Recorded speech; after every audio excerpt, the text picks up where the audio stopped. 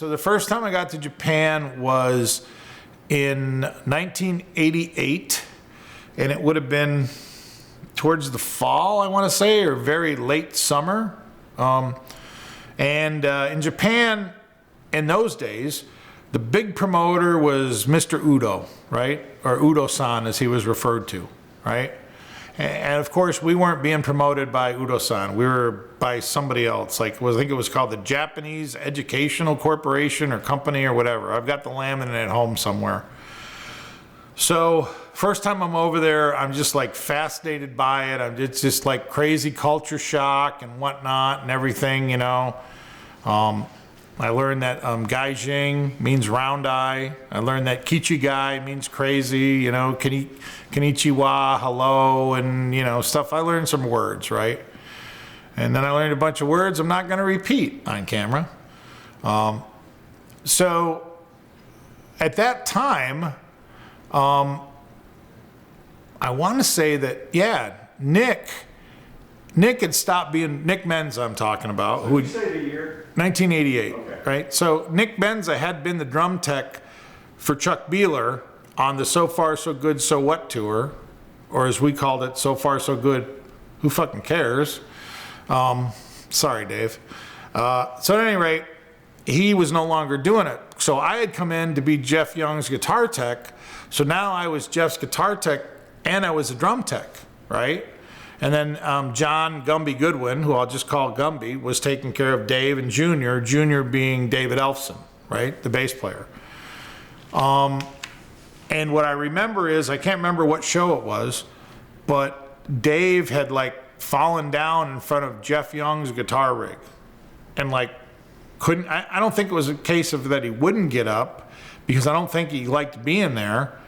He couldn't get up for whatever reason. I don't know. I didn't hang out with those guys. You know, there's plenty of stories online of what they were doing or what they weren't doing or whatever, but I wasn't privy to it or part of it.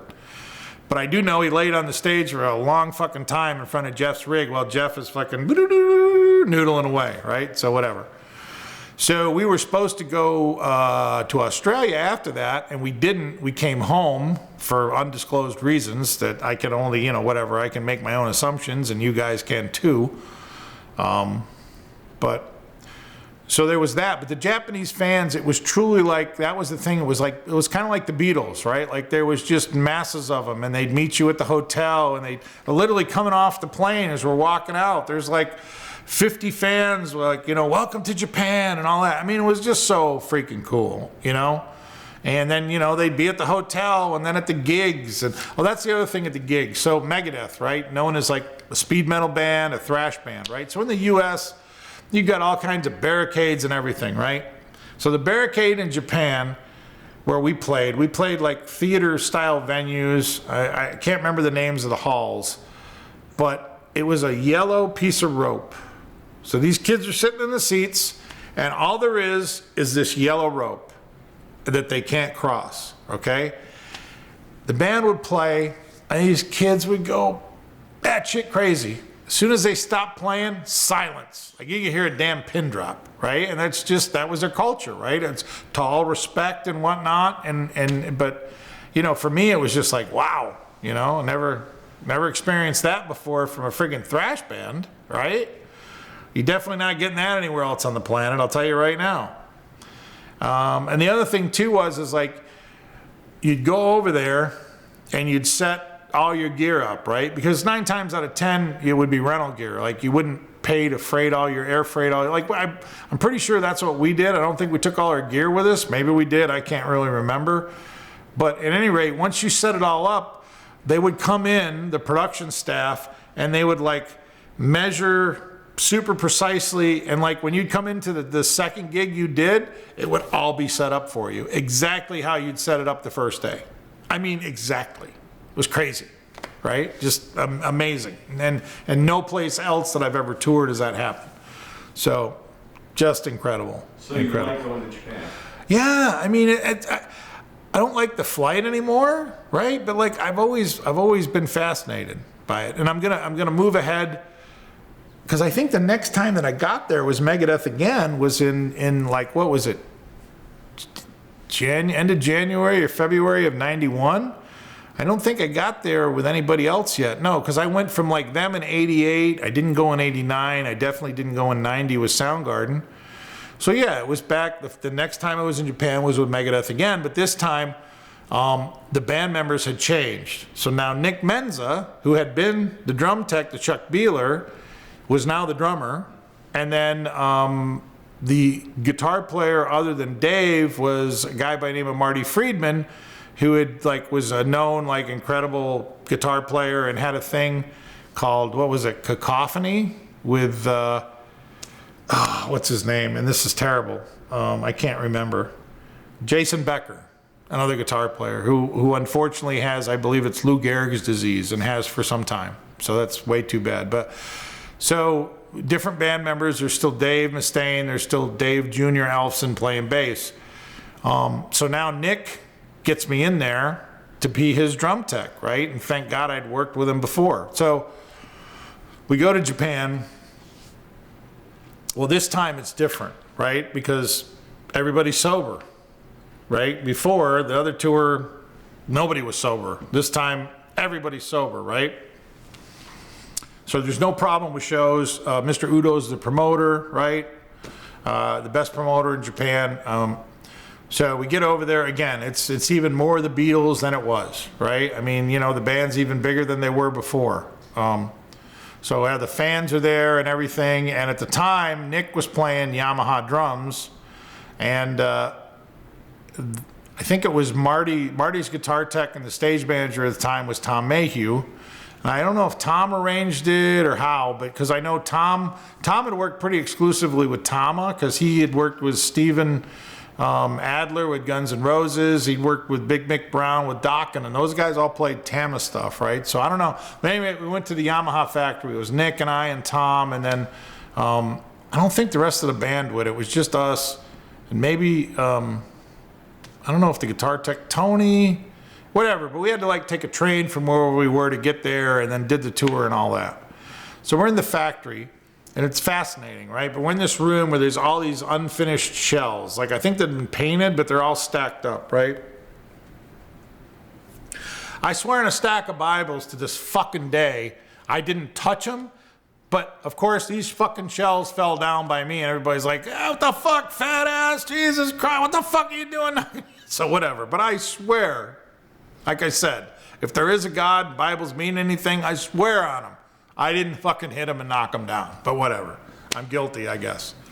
So there's that, right? But it was just cool going to the factory, great hospitality.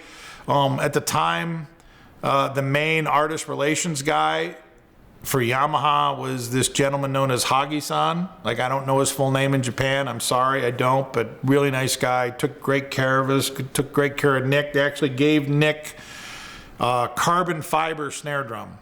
So it was manufactured, the shell was carbon fiber, all right? And it was cool because the thing is with drummers is you want the snare to sound good, but a lot of drummers like it to be tuned high because there's better response, right? Because if the head's tighter, the stick come off it quicker and all that. And if you're playing speed metal, it's kind of, it's kind of a thing. The problem is that the sound of the snare drum is a little too tingy, right? Ding, ding, ding kind of thing. So it's always trying to find that happy medium between keeping the pop star happy and keeping the front of house guy happy, right? Well, this snare drum solved that because, man, you could tune this thing up and it still had great bottom, and it was perfect for Nick. It really was. So kudos to Yamaha. Thank you very much. You solved the problem for us.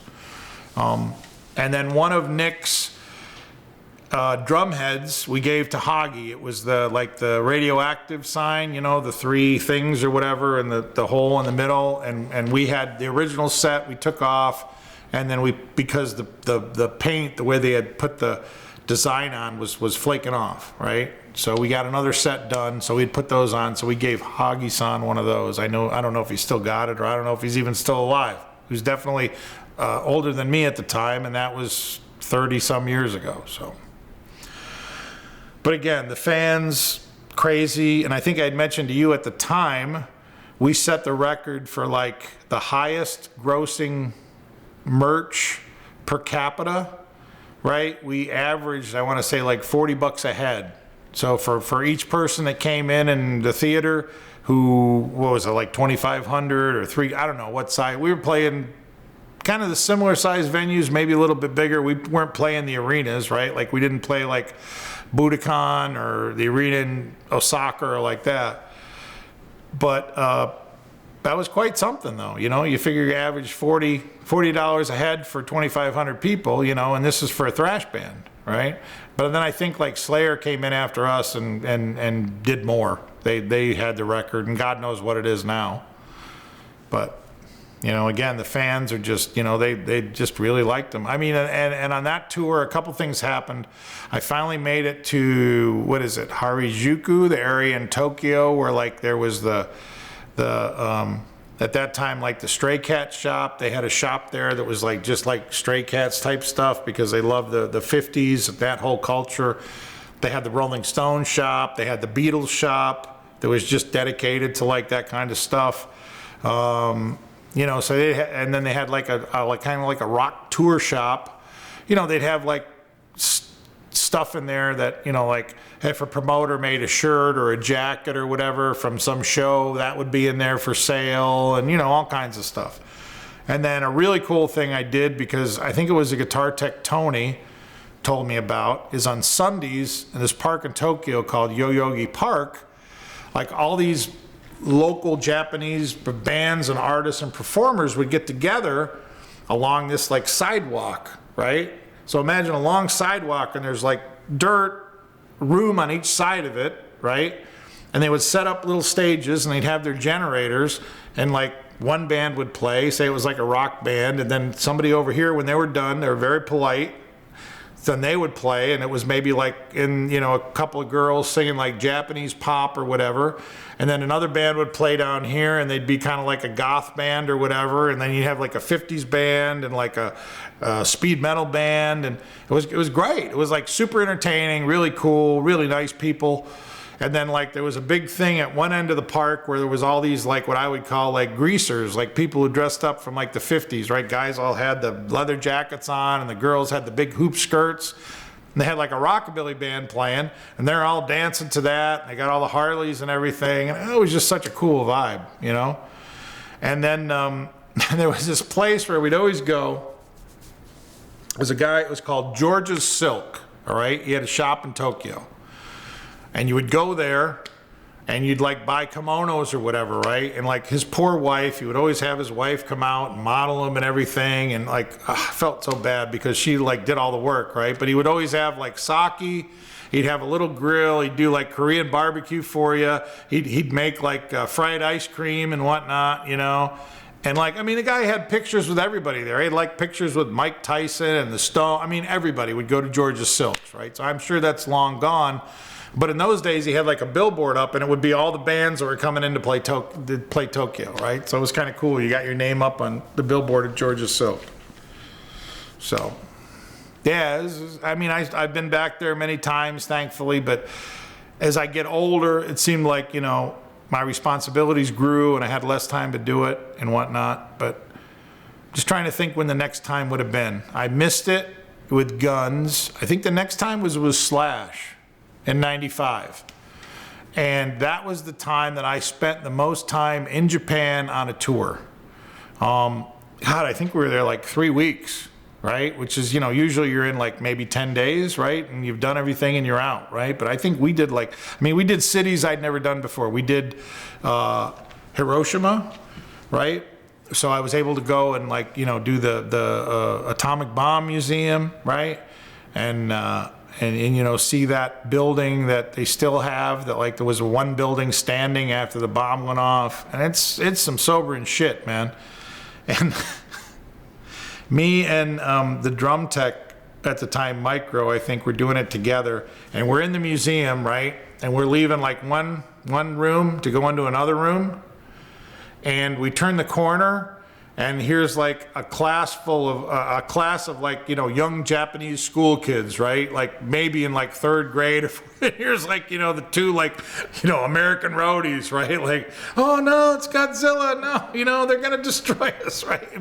I mean, I laugh about it, but at the same time, it's like the looks that they gave us, it was pretty friggin' sobering. Like, you go to that museum and you're just like, wow, this is fucked up. This is fucked up for anybody. Like, this should not exist. Really shouldn't. Because it's a horrible power.